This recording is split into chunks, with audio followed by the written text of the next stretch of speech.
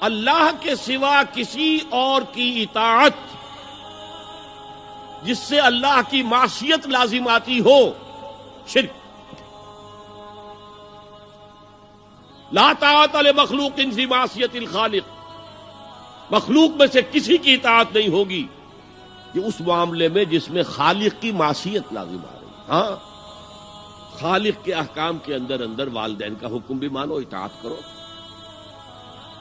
اساتذہ کا حکم مانو، کسی اور کو اپنا لیڈر مانا ہے اس کا حکم مانو، لیکن ناٹ بیونڈ، وہ جو سرکل ہے کتاب و سنت کا، اس سے باہر نہیں۔ لا طاعت لمخلوق فی معصیت الخالق، یہ آپ الجبرے کے فارمولے کے طور پر اپنے سامنے رکھیے، اب اسے اپلائی کیجئے۔ جیسے فارمولوں کے ذریعے سے پھر بڑے بڑے وہ سم جو ہے وہ حل کیے جاتے تھے سوالات۔ صبح کا وقت ہے، آنکھ بھی کھلی ہے، کوئی اذان کی آواز بھی کان میں آئی ہے، آپ کا نفس کہتا ہے ابھی سو جی۔ آپ نے اپنی چادر یا کمبل کو درست کیا اور کروٹ لی اور سو گئے۔ یہ کیا ہے؟ آپ نے کس کا حکم پیچھے پھینکا اور کس کا حکم مانا؟ اللہ کے حکم کو پیچھے پھینک دیا، نفس کے حکم کو آگے رکھا۔ یہ شرک، اس شرک کو جاننے والے بہت کم ہیں۔ مولانا روم نے خوب کہا تھا، نفس ماں ہم کم ترس فرعون نیست لیکن اورعون ایراعون نیست۔ میرا نفس بھی فرعون سے کم نہیں ہے۔ فرعون نے کہا تھا نا الیس لی ملک مصر وہذہ الانہار تجری من تحتی، کیا اس ملک مصر کی حکومت میری نہیں ہے؟ اور سارا جو یہ آب پاشی کا نظام ہے، انہار کا نظام ہے، وہ میرے کنٹرول میں نہیں ہے؟ جس کا چاہوں موگا کھلا رکھوں، جس کا چاہوں بند کر دوں۔ یہ تھا خدائی کا دعویٰ، انا ربکم الاعلی۔ تو مولانا روم کہتے ہیں میرا نفس بھی اس سے کمتر نہیں ہے۔ وہ کہتا یہ جسم میرا ہے، اس پر میرا حکم چلے گا، میں نہیں جانتا کون اللہ کون رسول، کیا حرام کیا حلال۔ تو فرعون سے کم تو نہیں ہے میرا نفس، لیکن اورعون اس کی بہت مدد تھی، فوج تھی، لاؤ لشکر تھا، تو اس نے زبان سے بھی کہہ دیا کھل کر انا ربکم الاعلی۔ میں مسکین ہوں، غریب ہوں، میرے پاس کوئی طاقت نہیں ہے، میں زبان سے تو کچھ نہیں کہہ سکتا، اندر سے میرا نفس یہی کہتا۔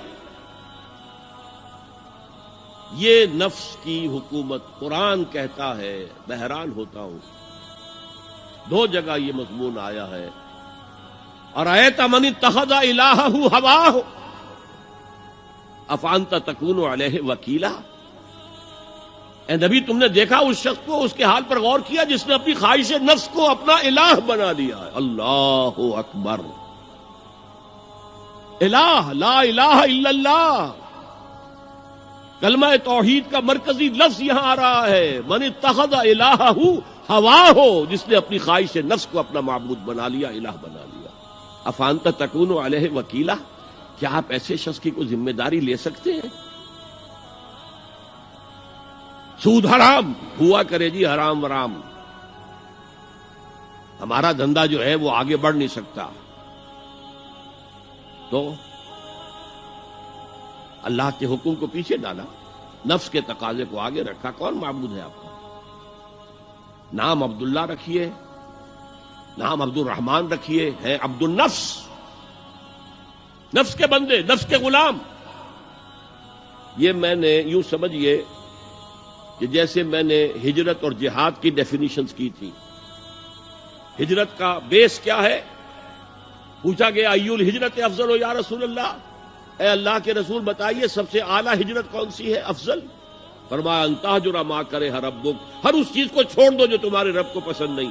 آج رات ہی سے آپ ہجرت شروع کر سکتے ہیں۔ جائزہ لیجئے کیا کیا چیزیں میری زندگی میں خلاف شریعت ہے، تو اللہ کو ناپسند ہے، فیصلہ کیجئے کہ آج کے بعد نہیں ہوگی، ہجرت شروع ہو گئی، افضل الہجرہ، سب سے افضل ہجرت شروع ہو گئی۔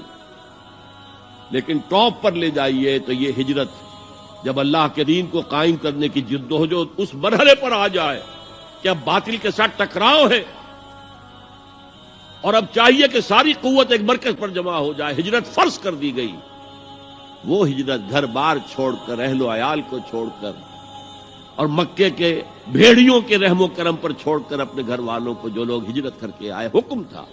ہجرت مدینہ فرض تھی، ہجرت حبشہ فرض نہیں تھی، صرف اجازت تھی کہ جن سے سختیاں نہیں جھیلی جا رہی مزید وہ چلے جائیں۔ تو ہجرت کا یہ ابتدائی نقطہ، انتہا یہ جہاد، المجاہد من جاہد نفسہ، جہاد تو یہاں سے شروع ہو گیا، اپنے نفس کے خلاف جہاد کرنا۔ صبح نفس نے کہا ابھی سو جاؤ، آپ نے نفس کی بات کو رد کیا، اپنا کمبل اٹھا کے پھینکا، اٹھے، وضو کیا، نماز کے لیے آپ مسجد چل دیے، آپ نے جہاد کیا نفس کے خلاف۔